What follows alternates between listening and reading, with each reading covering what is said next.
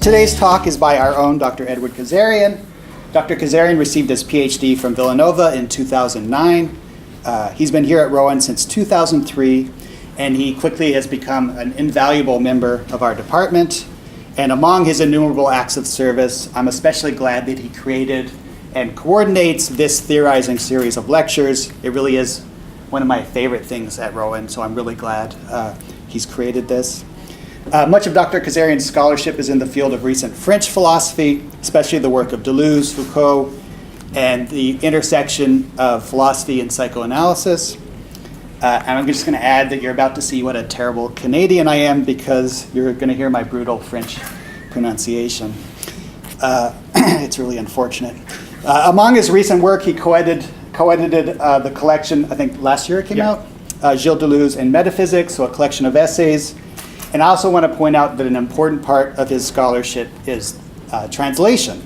So a current project is his translation of François Laurel's Mystique non philosophique et à l'usage des contemporains. There you go. You got it. See? Thank you. That's terrible. I do want to say, though, good translations really are the lifeblood of philosophy because they break down national borders and encourage all sorts of encounters of different philosophers. And it's a sort of part of a kind of scholarship that it doesn't get nearly the credit that it deserves. And it really is, to Dr. Kazarian's credit, that he engages in this stuff because it is really important for what we do. And finally, I want to note that I don't know if I was supposed to say this, but I'm going to say it, that you're also a very prominent blogger. Oh, dear God. And you've used your voice there to dissect the market-driven university of today and also to fight for a fair and more equitable academic community. I was actually reading his work well before I ever arrived at Rowan, and it was a real sort of pleasant surprise to sort of connect the blogger with the person. So this was sort of a neat thing for me.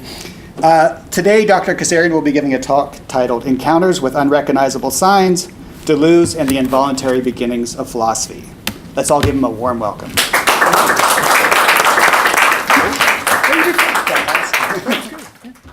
So he passed the audition.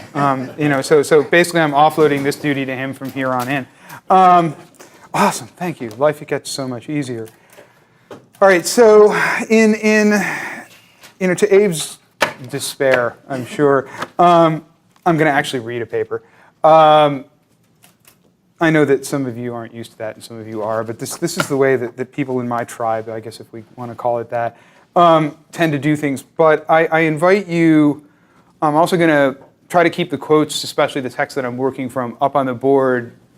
And what I've actually done is put a little context around the quotes in some places. So where I'm just reading snippets, there will be red text that will be, this is where the passage I'm actually reading appears in the sort of larger sequence of things. Hopefully this won't, this will go smoothly. I will try to keep text and PowerPoint aligned. And there should be time for Q&A and stuff afterwards, so I invite you guys to ask questions. All right, I'm going to start with an epigram, which is here. And then I'm going to say a couple of words that sort of introduce the problem, and then we'll actually get into it. So, in fact, Deleuze writes, in Difference and Repetition, concepts only ever designate possibilities. They lack the clause of absolute necessity. In other words, of an original violence inflicted upon thought. The clause of a strangeness or an enmity which alone would awaken thought from its natural stupor or eternal possibility. There is only involuntary thought, aroused but constrained within thought, and all the more absolutely necessary for being born illegitimately of the fortuitousness in the world. Okay, so I'll come back to that in a couple of places, but I want to leave that hanging over the rest of what I'm going to say. And now I'm going to turn to something entirely different. There is something symptomatic about the fact that when it was translated into English the year after its initial publication, the first volume of Michel Foucault's History of Sexuality lost half of its original title. the phrase la volonté de savoir, or the will to knowledge, which was replaced by the generic phrase an introduction. Yeah, right. Whoops, talk about defanging it. This substitution exemplifies in a helpful way how the Anglophone reception of the generation of French philosophers who came of age during the 1950s and 60s at times manifested a certain discomfort with a problematic that Foucault shared to a significant degree with Gilles Deleuze. That of the extent to which the will to knowledge, philosophical or otherwise, is determined by other factors. In Kantian terms, the extent to which that will is heteronymous, and the corresponding need for a critical assessment not only of the epistemological possibility of knowing, but also of the will to know. The value assigned to knowing and the relationship between knowing and other perhaps more fundamental events of thought and life. I mention Foucault here, however, largely in order to disengage from him where the question of the status of the philosophical undertaking arises.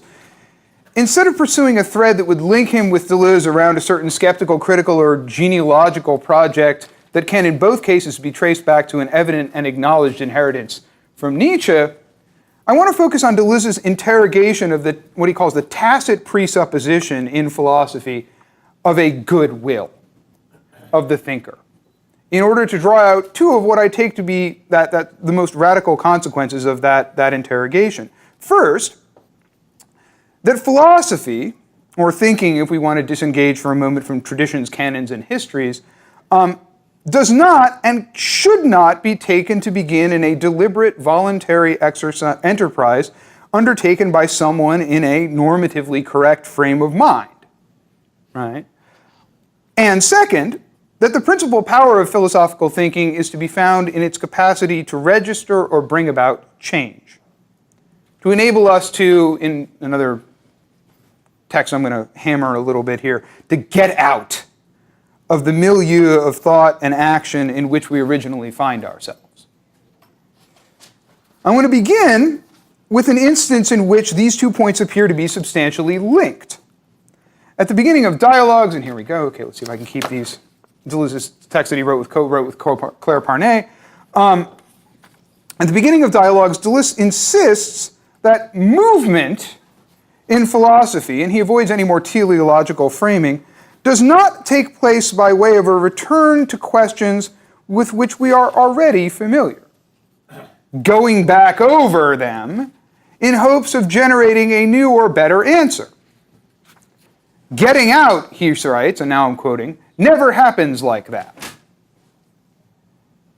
Where was I? Oh yeah. Movement always happens behind the thinker's back, or in the moment when he blinks.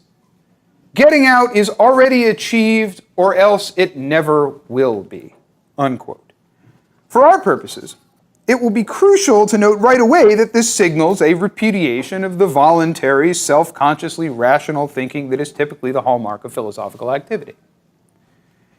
However, the historical importance of this voluntariness may be easy to overlook, so it will be worthwhile to linger for a moment over several exemplary instances of it, all of which neatly illustrate what Deleuze in Difference and Repetition calls the goodwill of the thinker. The first case I have in mind are the instances of Plato's dialogues, or in Plato's dialogues, such as the Meno or the Republic, where philosophy is made out to require a deliberate, good faith participation in the collective project of rational inquiry. In the Meno, for example, illustrating the nature of this participation is a major point of the discussion Socrates conducts with Meno's attendant, right, or his slave boy, sometimes it's called, right? An episode which is punctuated by Socrates' expression of frustration with Meno's unwillingness to rule himself, right, rather than attempt to rule others. Some of you who read that text will remember this sort of point where Socrates is like, oh, Meno, because you don't even rule yourself so that you might be free, you rule me and do so. Heck with you, Likewise, in the Republic, where Thrasymachus falls out of the conversation after he shows himself unwilling to sincerely engage in a search after the truth of justice. Having been drawn into that conversation in hopes of payment, he finally resorts to qualifying all the answers he gives after discovering that he cannot simply make a speech, right, with the claim that he's providing those answers merely to agree with Socrates or make him happy. This is sort of hilarious. Whatever, I'll just make you happy, right? The consequence of this insincerity is that it eventually falls to Glaucon to take up the interrogation of the claim that justice, right, is something beneficial. Thrasymachus having effectively disqualified himself from making further contributions to the conversation by being sort of insincere, by refusing to kind of, play the game right. What is missing in both of these cases is precisely a sincere primary concern for truth, a will to truth capable of sustaining an inquiry after the discovery or revelation of one's own ignorance. Both interlocutors also, freak out when Socrates essentially proves to them that, hey, guess what? They don't know what they're talking about. The argument they think they can easily make turns out to be difficult for them to sustain in the face of his questioning. So a second, later case of the same sort of thing can be found in Augustine's On Free Choice of the Will, which likewise makes the good will an indispensable condition for recognizing and understanding the truth, in this case what Augustine calls wisdom, quote, in which the highest good is discerned and acquired, unquote. And finally, at the heart of philosophical modernity, one might look to Kant's argument that enlightenment, right, is to be understood precisely in terms of a general willingness to engage in self-government via rational inquiry, a definition which makes enlightenment rest precisely on the choice not to abdicate a position that is ours by right, insofar as we are rational beings, that position of sort of self-governance. Right. What all three cases share in common is the view that our entry into a proper relationship with truth, a relationship that is frequently figured as a form of freedom, autonomy in Kant's sense, can only come about as the result of a freely chosen, consciously and resolutely undertaken search, one that reflects the good will or good faith of the thinker. Now, we're going to actually get somewhere. As we've seen, it is precisely this requirement of a good will that Deleuze is repudiating when he argues that movement in philosophy happens, above all, not as a result of the thinker's return to or re-engagement with more or less traditional questions, but behind the thinker's back. And so prior to any possible choice on his or her part to undertake a certain inquiry. Recall here that the phrase with which Deleuze punctuates the passage quoted above from the opening of Dialogues, this last little line here. Getting out is already achieved, or else it never will be. Deleuze is making a perfectly practical point here. He is rejecting a certain model because it renders, in his view, philosophical thinking ineffective. This of course, requires the reintroduction of a sort of teleology, one in which movement or getting out becomes the basic goal of philosophy, something that Deleuze holds to be valuable in itself for philosophers. We want to get out. We do philosophy in order to get out, in order to do something new. For example, in a 1983 interview, another text here, Deleuze responds to the question, how precisely do you understand the value of originality? As follows, quote, originality is the sole criterion of a work. If you don't feel you have seen something new or have something new to say, why write? Why paint? Why shoot a film? Similarly, in philosophy, if you're not going to invent new concepts, why would you want to do philosophy? Unquote. Admittedly, the language of invention or creation of concepts with which Deleuze comes to identify philosophy in his later work may not be the most helpful here, since a proper appreciation of it requires that we explain how the sense of the term concept at work here is no longer subject to the critique of concepts cited in the epigram. Remember the epigram, I sort of took a shot at concepts, or quoted him taking a shot at concepts. In other words, that they simply designate possibilities in the absence of any relationship to what necessitates thinking.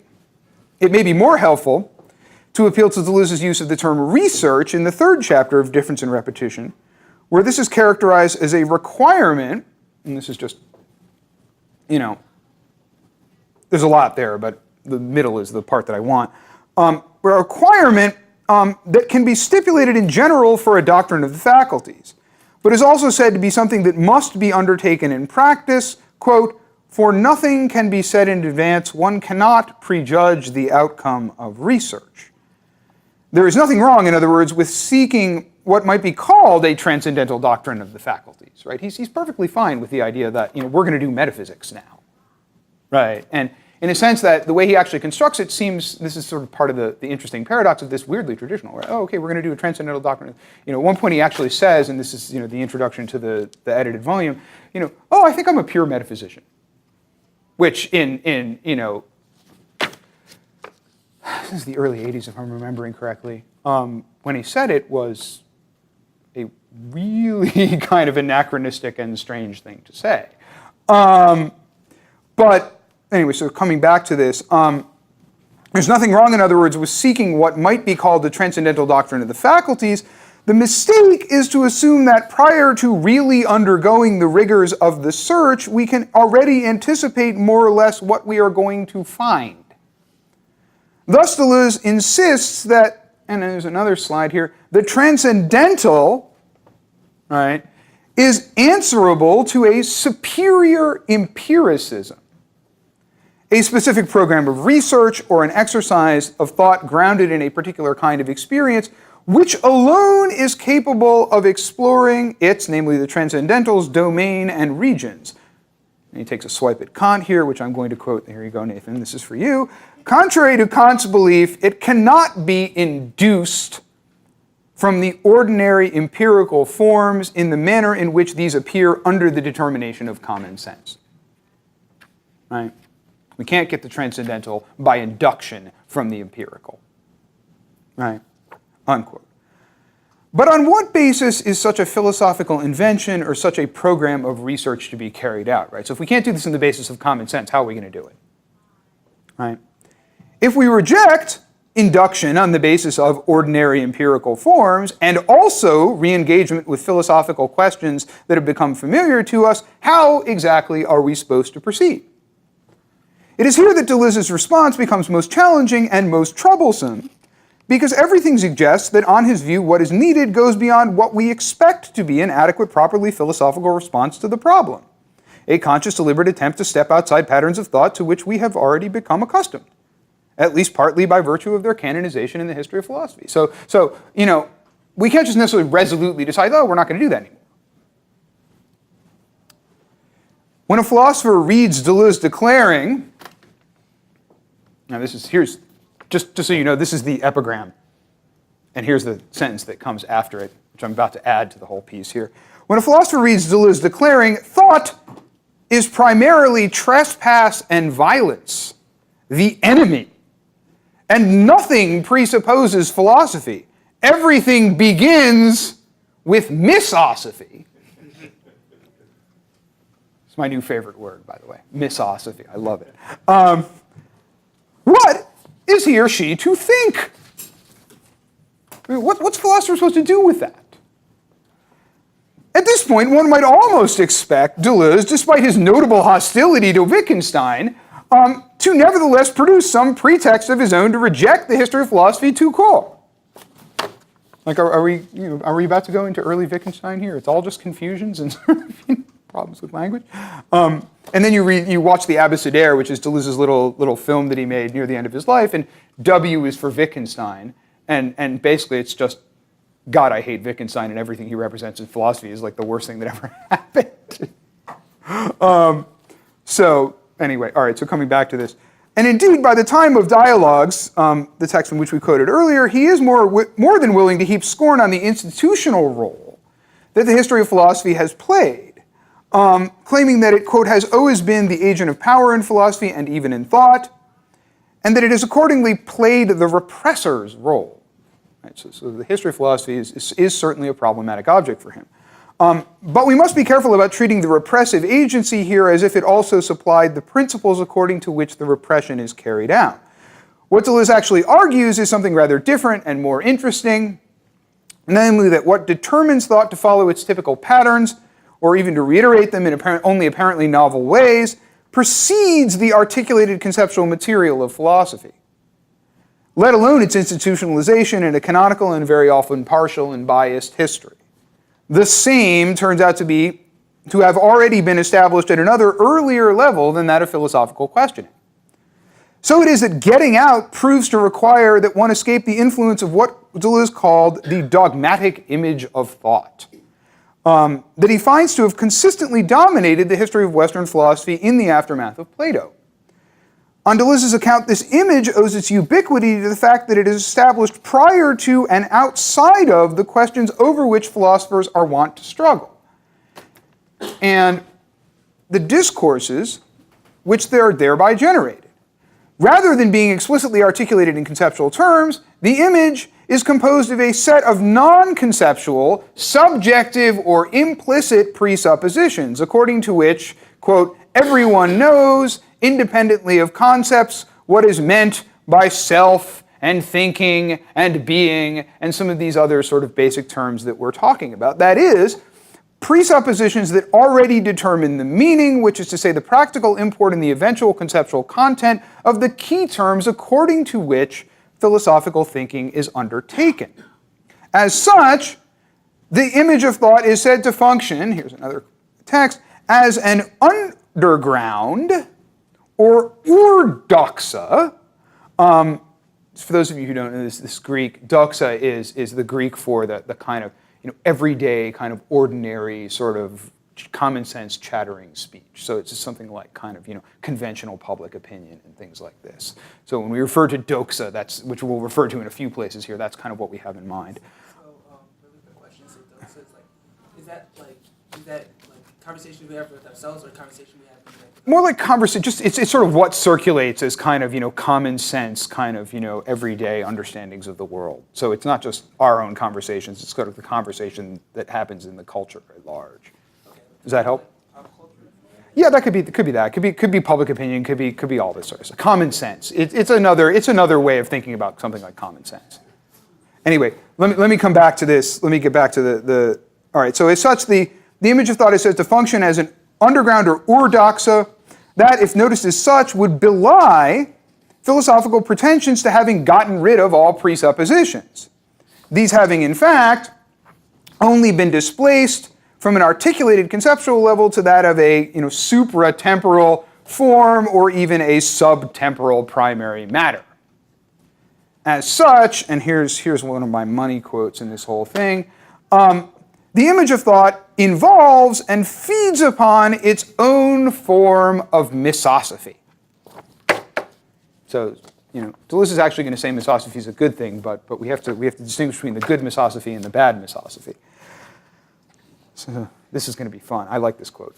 When philosophy rests its beginning upon such implicit or subjective presuppositions, it can claim innocence, right? Since it has kept nothing back, except, of course, the essential, namely the form of this discourse. It then opposes the idiot to the pedant, eudoxis to epistemon, goodwill to the overfull understanding, the individual man endowed only with his natural capacity for thought to the man perverted by the generalities of his time. The philosopher takes the side of the idiot as though of a man without presuppositions. In fact, eudoxis has no fewer presuppositions than epistemon. He simply has them in another implicit or subjective form, private and not public, in the form of a natural capacity for thought which allows philosophy to claim to begin and to begin without presuppositions. Love that. One can certainly discern something like this misosophy, this idiocy, in Plato's Socrates. I can't help it. Indeed, it is precisely what provokes such consternation in those very same bad interlocutors who are held up as examples of what not to do. For instance, Meno's disbelief when Socrates claims not to know what virtue is at all. Oh, what do you mean you have no idea? Or Thrasymachus' certainty, his absolute certainty that he's being played with the entire time that this is going on. Socrates, you're playing, you're screwing with me. I know you're screwing with me. I know what you're doing here. Right, sort of endlessly repeated throughout that conversation. From Deleuze's point of view, they are not wrong, even if their sophistry offers no better way out of the trap of doxa than does Socrates' ignorance. What is needed is another, altogether deeper form of ill will, so that Deleuze advises, I love this, playing the idiot in the Russian manner. That of an underground man who recognizes himself no more in the subjective presuppositions of a natural capacity for thought than in the objective presuppositions of a culture of the times. So there's another way of thinking of what doxa is, the culture of the times. Unquote. So in the 1960s, Deleuze's framing of this issue is often primarily in the ontological register, so that the political dimensions hinted at above stay largely in the background. But from the 1970s on, he frequently connects the image of thought to the socius, and more specifically to the figure of the state. Returning to dialogues, we thus find him declaring that thought borrows its properly philosophical image from the state as beautiful, substantial, or subjective interiority. It invents a properly spiritual state, an absolute state, which is by no means a dream, since it operates effectively in the mind. Philosophy is shot through, he concludes this passage, with the project of becoming the official language of the pure state. Reading this together with the point that explicit conceptual activity is already conditioned by the implicit image, we can see that by the time one comes to be self-consciously operating as a philosopher in the modern state capitalist societies, one will likely have already been recruited into the service of this project, even if one is contesting what one takes to be unjust, incoherent, or improperly grounded conceptions, say, of the state. John Rawls. For those of you who've been on Facebook in the past couple of days, John Rawls, postmodern nihilist. I'll explain that in the Q&A. There's at least 3 people who are laughing, so somebody gets that. Anyway, all right. Where were we? Rawls in the state. Yeah. To do otherwise, one must not only commit to interrogating the explicit conceptual material of prior philosophies or established polities, but also find the means to get free of the implicit, habitual, and so commonsensical precursors to which one is already committed by the ethos of the philosopher as resolute seeker after truth, aiming to produce a logos that will justify his or her beliefs, the lover of wisdom whose spiritual state mirrors and is reflected in his or her relations of friendship, of goodwill towards all who share in the philosophical enterprise, everything, in other words, that Plato and Socrates demand of Meno, or of the party at the beginning of the Republic, even if only some of them understand what is being asked or are willing to agree to conduct themselves as such. Or again, and here's a slightly more pointed remark on this point, everything we continue to insist upon as standards of professional conduct in philosophy, and which we deploy as gatekeeping criteria to distinguish between those who should and should not be admitted to the ranks of the profession.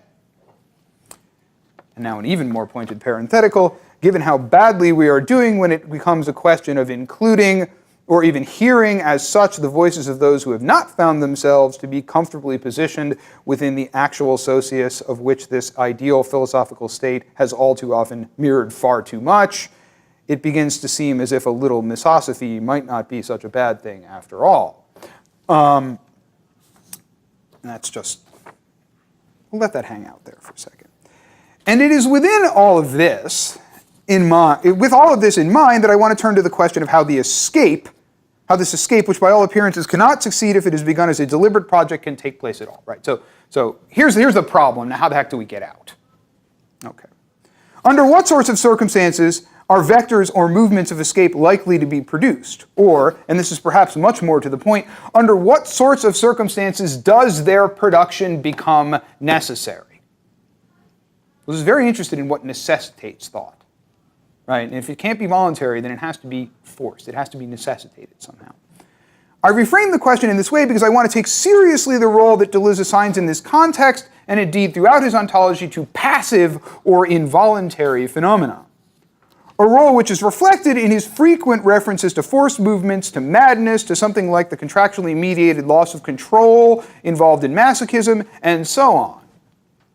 To do otherwise, I will contend, risks failing to grasp the full extent to which such escapes are never matters of what we ourselves do. Or even, to echo Deleuze's favorite phrase from Spinoza, they are never matters of what we ourselves can do. Deleuze loves this line from Spinoza, we do not yet know what a body can do. So I'm playing with that a little bit. One name that Deleuze often gives to the sorts of occurrences that may give rise, among other things, to philosophy in this sense that coincides with escape is encounter. Taken in its ordinary usage, the term already conveys a sense of contingency that will be important to keep in mind. But by invoking the encounter, or even by claiming, as he often does, that philosophy must begin in the middle, Deleuze is saying something more than that philosophy must have a situated origin that we cannot pass directly to the general or the universal. This is, in other words, more than a straightforward empiricism of the sort that one might find in a particularly flat-footed reading of Hume. I have in mind several places where Deleuze makes, or at least gestures in the direction of a more developed and specific claim, saying in effect that philosophy or thinking becomes a concrete begins at a concrete non-conceptual level in an encounter with something that has the value, and here's the last word in my title, of a sign. Signs in the sense under consideration are not, as Jean-Jacques Le Cercle notes very well, exclusively or primarily linguistic, or sometimes we'll use signifying as a way of referring to this phenomenon. Quite the contrary, throughout Deleuze's work, even in texts as early as Sens et Valeurs from 1959, from Sacher-Masoch to Masochism in 1961, Nietzsche and Philosophy in 1962, and the first edition of Proust and Signs, which came out in 1964, one discovers him appealing to signs that are distinctly non-linguistic and finding in the question of how to handle or work with such signs a matter of considerable importance. Accordingly, in the first three of these texts, the principal form taken by the signs in question is said to be of an entirely non-linguistic type, namely that of the symptom,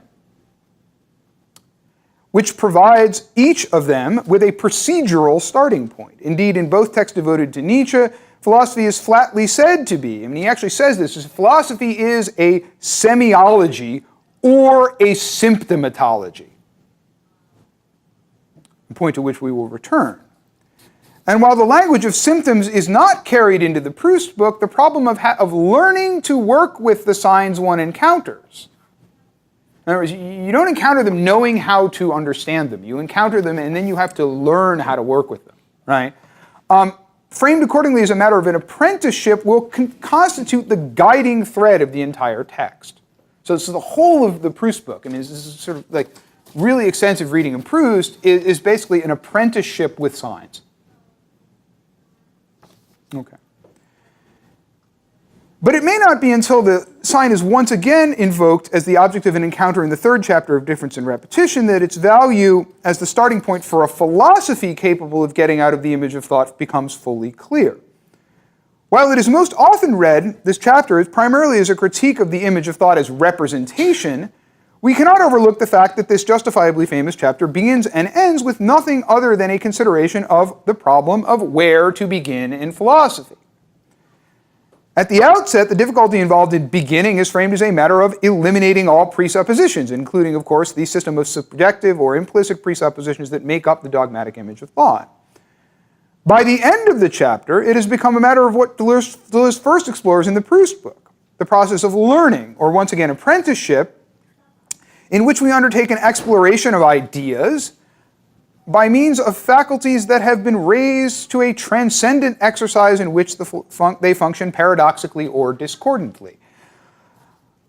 In one sense, the continuity between these two iterations is clear. If eliminating all presuppositions amounts to eliminating an image of what it is to think, including where thinking stands in relation to other faculties and how it exercises its own function, then it is almost inevitable that a genuinely new beginning should give rise to a process of relearning how to think.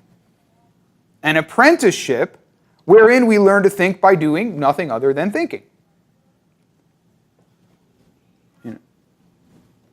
But at this point, these are still considerations of principle. Before we can approach them concretely, we have to account for what necessitates thinking otherwise.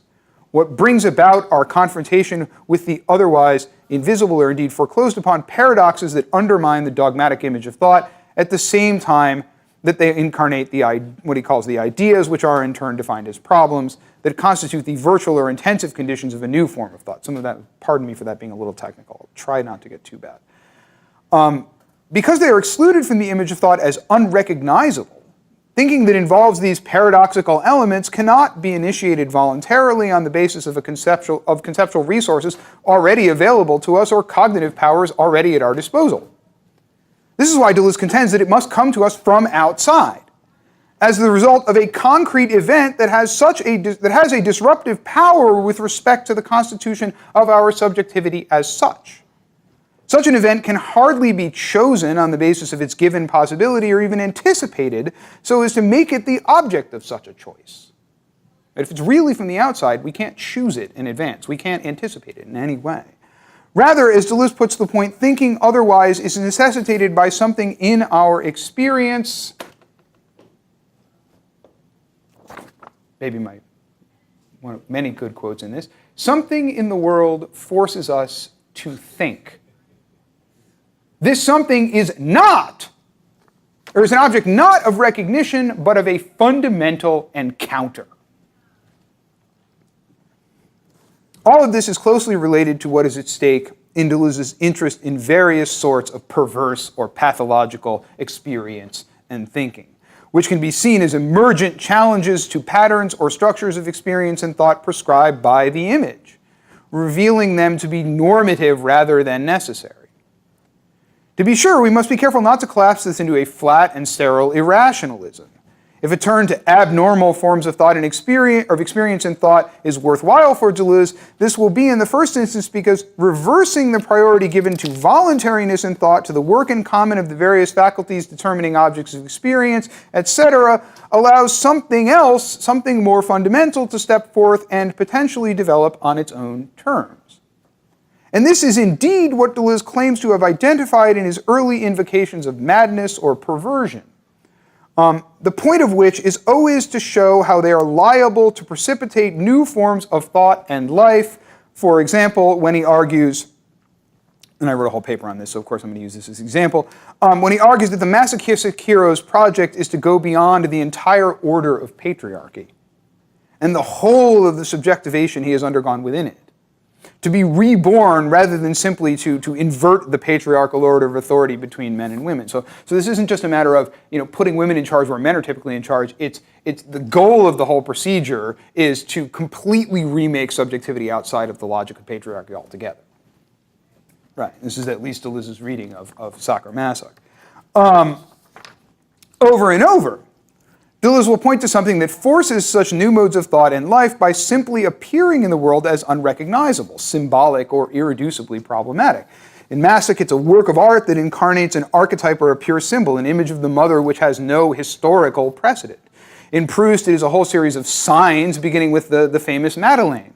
In Schreber, Judge Schreber, whose memoirs of mental illness formed the basis for Freud's only case study of a psychosis, and I put case study in scare quotes there because, of course, Freud never saw Schreber as a patient. He just read his book.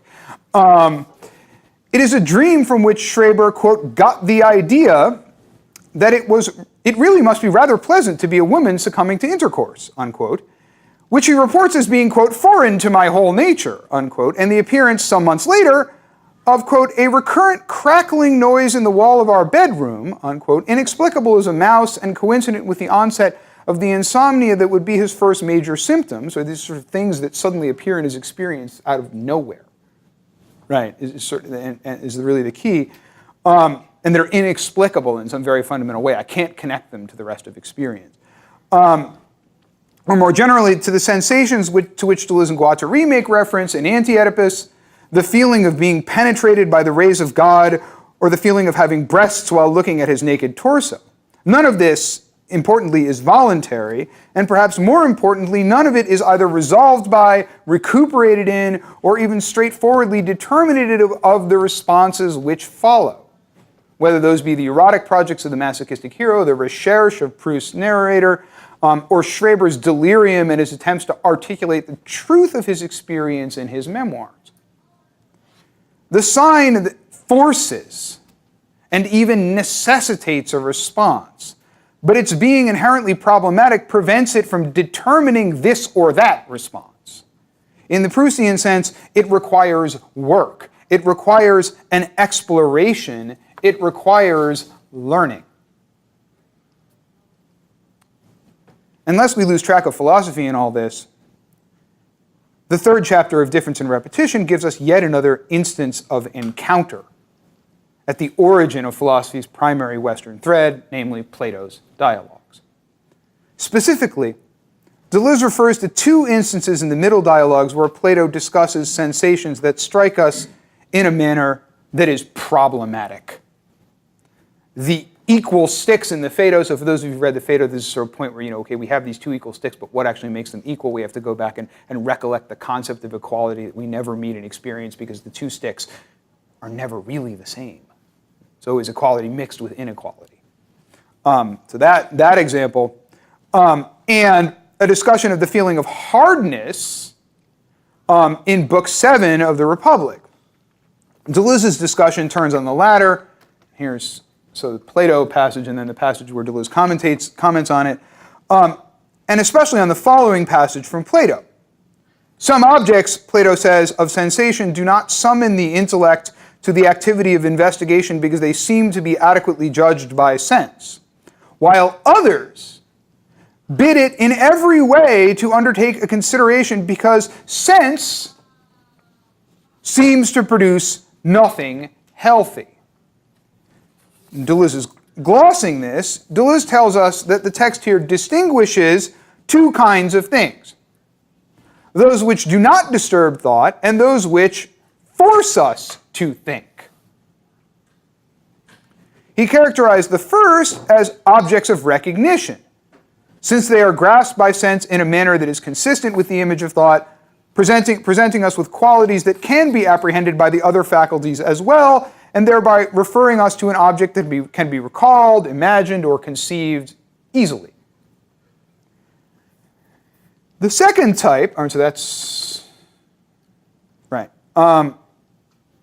by contrast, are objects of a fundamental encounter, not just opposed to recognition, or not just outside, but indeed opposed to recognition, that is, resisting it. As such, Deleuze goes on to say, what we sense in such an object, the object of the encounter, is not a quality, but a sign. Once again, we have both elements mentioned above, with the helpful addition of a remark that makes clear that what is occurring here is a singular transitional moment, or an event, or an instance of becoming. And also with the object of the encounter now being marked as a sign rather than a quality, the ordinary object of sensibility.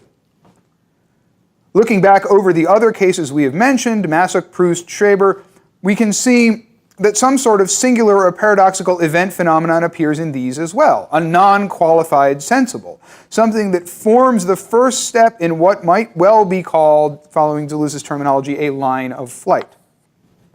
Deleuze indeed insists that these sensible objects of encounter are absolutely necessary precursors to any genuinely transcendental exercise of any of the faculties.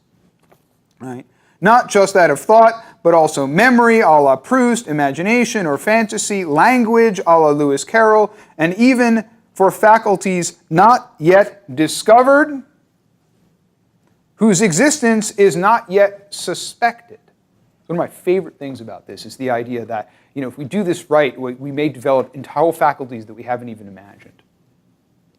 Like whole configurations of subjectivity that are impossible to anticipate. So it's not just ideas that we don't know, it's ways of being subject in the world.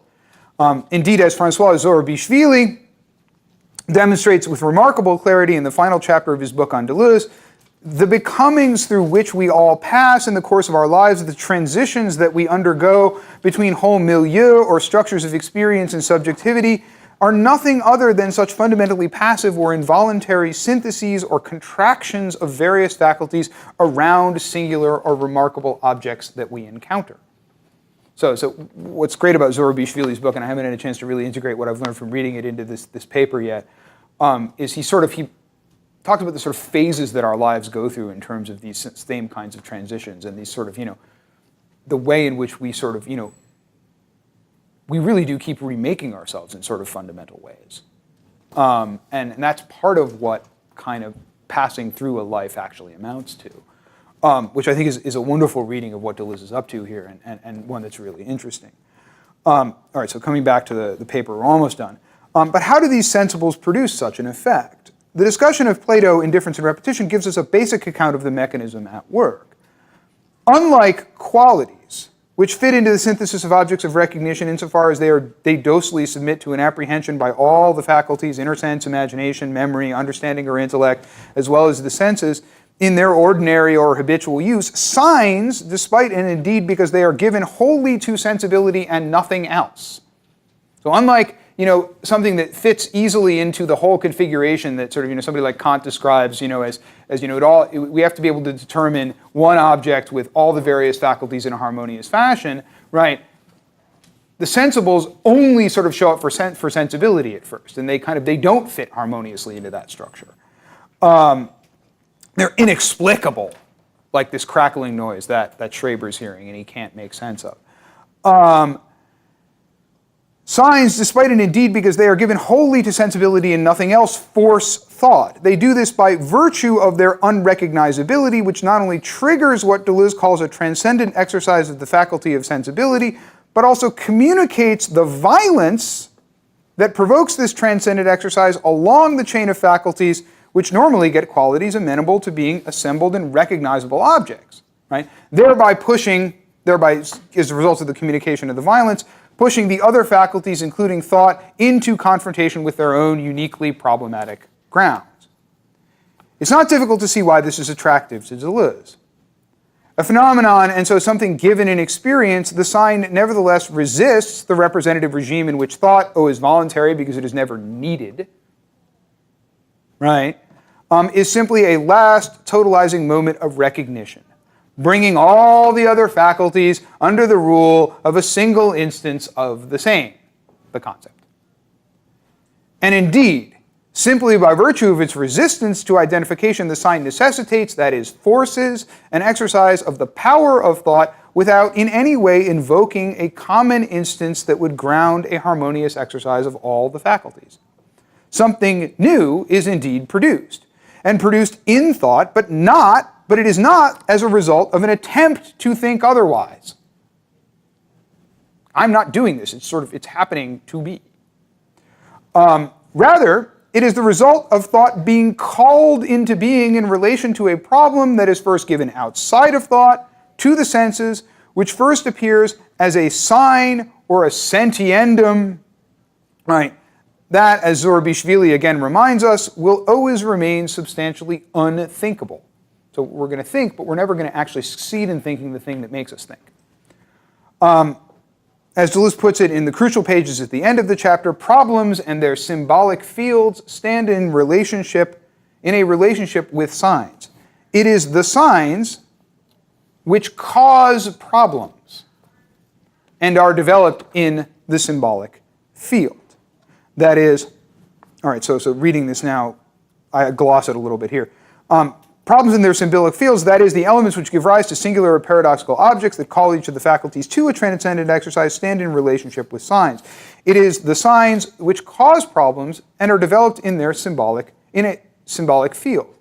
Everything that can bring about everything that can bring about a genuinely transformative event at the level of memory, imagination, or thought, even faculties yet to be discovered, begins in and is contingent upon this encounter with unrecognizable signs.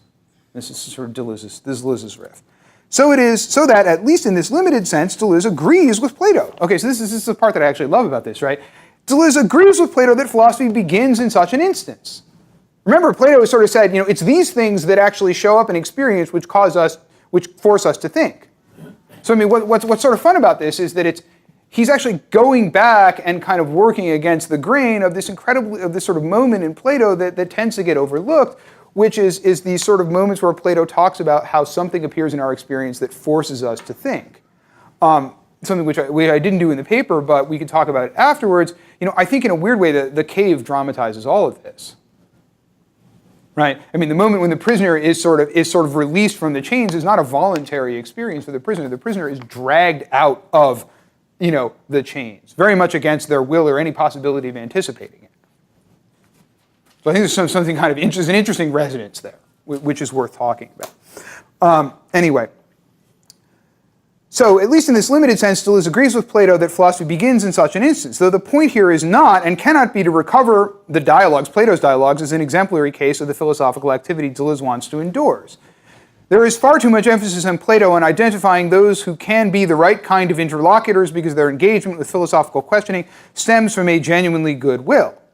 Nevertheless, even though the whole analysis of the image of thought is built upon tracing a line from Plato's failure to be adequately responsive to the potential of this paradoxical instance to Kant's transcendental and normative elaboration of the whole logic of representation as the condition for the possibility of any thought whatsoever, Deleuze's invocation of Plato also serves to remind us of the potential, even at the heart of the history of philosophy, for another response to the emergence of the sign that would take up the task of learning, come back to that, of learning differently, that would constitute the beginning of a genuine apprenticeship. And this finally opens up, once more, the matter of symptoms and the problem of interpreting them. In his earliest invocation of those terms, in the two texts on Nietzsche and his first reading of Masek, Deleuze begins by affirming the equation of sign and symptom, which leads him to frame two questions. First, what form of life does a symptom disclose? That is, the question that makes philosophy rest on a critique of sense and values. And second, what else, in spite of the constraints imposed by this form, does a sign force us to think? In other words, how can symptom signs be engaged and integrated into a new form of life and thought?